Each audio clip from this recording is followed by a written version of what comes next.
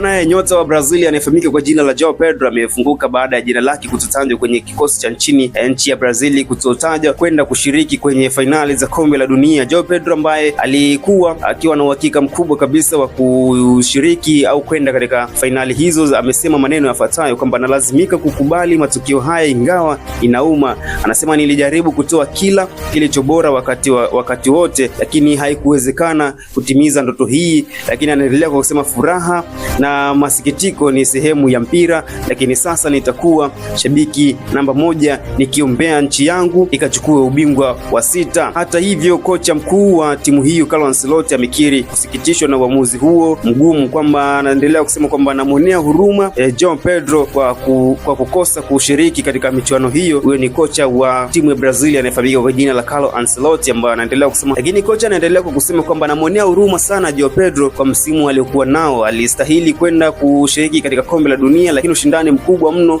na tulilazimika kuchagua wengine. Poleni sana. Hilo ni maneno ambayo alikuwa akizungumza kocha Carlo Ancelotti. Lakini takwimu za Joao Pedro ambazo mashabiki wengi waliamini zingemsaidia kuwa sehemu ya kikosi cha mwisho cha Brazil kwa ajili ya kombe la dunia 2026 ni mechi 49, amefunga mabao 20, lakini pasi za mabao yani assist 9. Hizo ndio takwimu ambazo mashabiki walikuwa wamesimamia nazo kwamba Joao Pedro ataenda kuwakilisha vyema timu ya taifa kwa takwimu ambazo amekuwa nazo. Joao Pedro bana amelikosa lile ambalo linaweza kusema ni ndoto zake kwenda kutumikia timu ya taifa katika msimu huu, na amesema kwa maneno yake kwamba nimejaribu sana kufanya kila kilicho bora ili nihakikishe ninatumikia vyema timu yangu ya taifa, lakini haijawa hivyo. Lakini hata hivyo, kocha wake naye hajaridhishwa na maamuzi hayo, amesikitika sana na kuonesha kwamba hii imemuuma sana. Bwana, hii ni Royal Television, tunazidi kusogezea taarifa za kimichezo kila wakati. Endelea kukaa pamoja nasi, lakini hakikisha umegusa alama ya follow